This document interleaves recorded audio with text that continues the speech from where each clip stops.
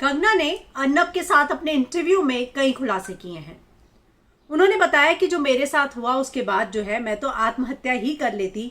जब मुझे पहली फिल्म मिली उस दौरान जो है मुझे जो है एक कैरेक्टर आर्टिस्ट जो था वो मेरा सेल्फ मेंटोर बनकर बैठ गया और जब देखो मेरे साथ साथ रहता था।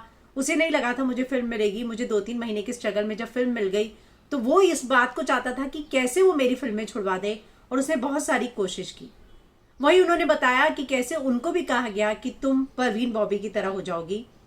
उन्होंने बताया जब मुझे अनुराग बासु से फिल्म मिली तो ये जो सेल्फ मेंटोर बना कैरेक्टर आर्टिस्ट था मुझे मारता भी था और कई बार मैं डर के मारे घर नहीं जाती थी। तो अनुराग बासु मुझे अपने ऑफिस में रहने को बोलता था और मैं वहीं सो जाती थी। जब मैंने घर रेंट पे लिया तो उसने फेक और डुप्लीकेट की बनवा ली और मेरे घर में आ जाता था और किस तरह वो मुझे परेशान करता था। लेकिन उन्होंने बताया कि जब मैंने गैंगस्टर की उस दौरान जो है महेश भट्ट एक बार आए सेट पर। उन्होंने मुझे कहा you have to look for a black cat in a dark room और मुझे ये समझ में नहीं आया।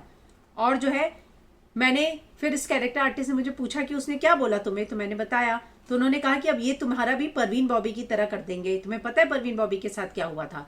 मैंने बोला नहीं वो मानसिक तौर पर बीमार थी। तो उन्होंने कहा नहीं उसको ड्रग दे देकर ट्रिगर कर दिया था उसका जो है मानसिक बीमारी और ये सब अब तुम्हारे साथ भी होगा।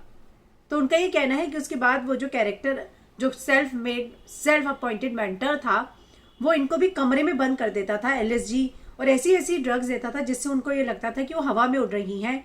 और वो कहती है कि वो ऐसी होती है ड्रग्स कि आपको लगता है कि आप हवा में उड़ रहे हो, आपकी कोई शरीर है ही नहीं, मतलब आप इतना हल्का महसूस करने लगते हो।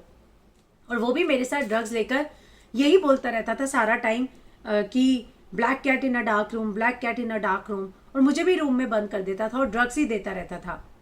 उनका ये भी कहना है कि जब एक बार ऐसे ही ड्रग की हालत में और मुझे जिस तरह से ट्रीट किया जा रहा था मैं उस समय वाकई में आत्महत्या कर लेती, लेकिन मेरे गुरुओं का आशीर्वाद था और मैं योगा बहुत करती थी।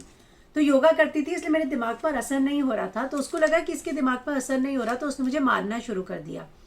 तो एक बार मैं 2007 में खिड़की से कूदकर मुंबई पुलिस के पास पहुंची और मैंने कहा कि देखिए FIR दर्ज करें, ये मुझे कैसे मारता है। पुलिस ने उसको बुलाया और कहा कि इस लड़की को कुछ हो गया तो तुम जिम्मेदार होगे। उसका पहला भी क्रिमिनल रिकॉर्ड था तो मैं बच गई। तो ये सारी बातें उन्होंने कही है कि कैसे इंडस्ट्री में ड्रग होता है, उनको भी दिया गया, ड्रग्स की आदत लगाने की कोशिश की गई। वो कहती है कि मैं नाबालिग थी, मुझे इतनी सारी चीज़ें नहीं पता थी और मैं सभी में फंसती चली गई, लेकिन कैसे कैसे करके मैं बच के निकली हूँ।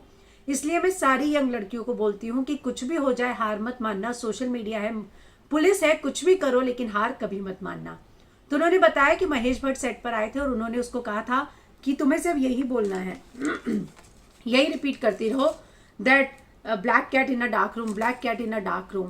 कहती है मुझे आज तक नहीं समझ में आया ये है क्या black cat in a dark room.